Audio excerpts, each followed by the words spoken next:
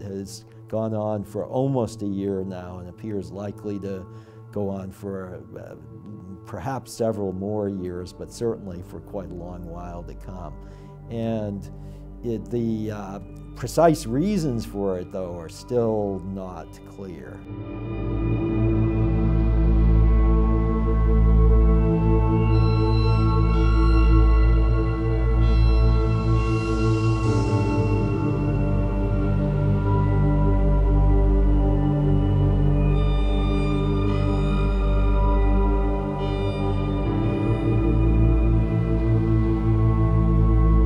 I don't see it as an attempt to reassert a Soviet rule. That is, there's not going to be communist rule established. It'll be the kind of classic imperial Russian domination.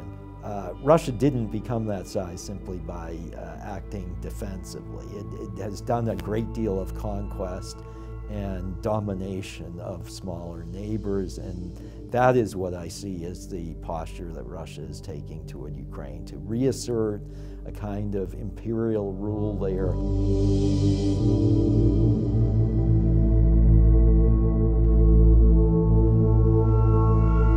Putin, however, has been involved in war almost throughout his 23 years as president.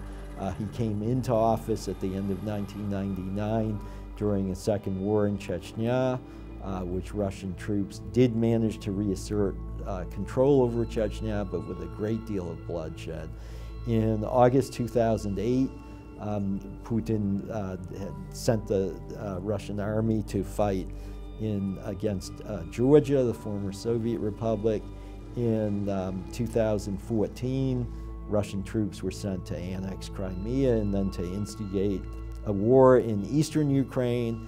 In 2015, Putin deployed troops to Syria to begin fighting on behalf of Bashar al-Assad's government, which had killed already several 100,000 of its own people. And then, most recently, the war against Ukraine.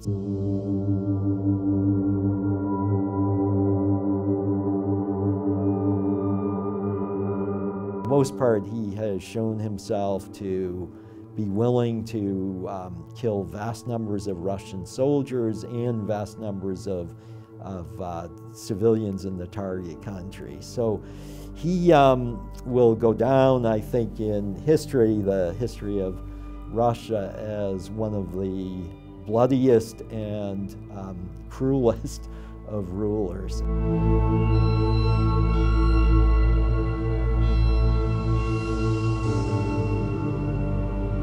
I hope if there is ever an international tribunal set up, that Putin will be, and others assisting him, will be put on trial for launching a war of aggression.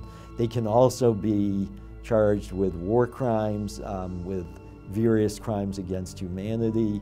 Ultimately, the most serious charge at Nuremberg was launching a war of aggression, because that war of aggression made possible all of the other crimes that occurred, and that's where I think Putin bears a great deal of responsibility.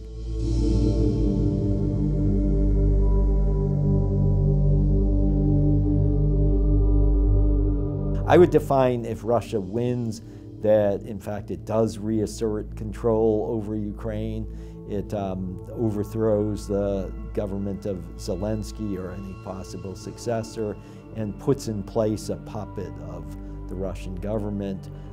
It essentially eliminates Ukraine as an independent country. In that scenario, I think it would be extremely damaging to international security. It would essentially pave the way for Russia's next war of aggression.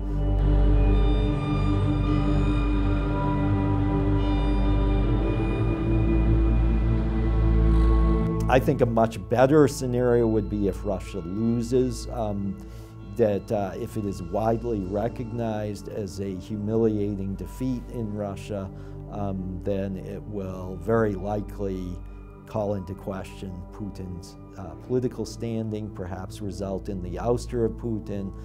That doesn't mean it'll be a better person who replaces him. I think that there are several people who would be at least as bad, perhaps even worse. But still, there would be some prospect of positive change in Russia, a move away from the kind of Soviet-style repression that has been reimposed there, especially over the last year.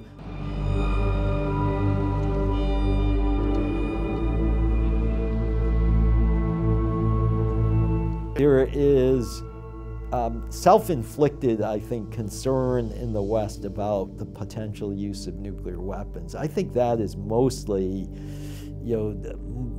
extremely unwise to be limited by that, because Russia really has nothing to gain from the use of nuclear weapons. So as a result, Western governments have repeatedly talked, including the US government, have repeatedly talked about so-called red lines that they don't want to cross. And that has meant that they have been quite deliberate and slow in providing weaponry.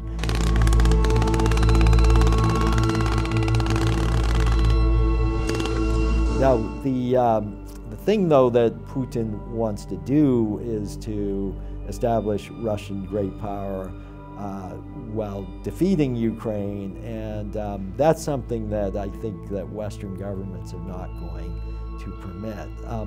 But at the same time, this war, I think the outcome of it, to go back to the main question you asked, is going to be settled on the battlefield. I don't see that a negotiated settlement is going to get very far, because the Russian government has repeatedly shown that it attaches no value to the commitments it undertakes.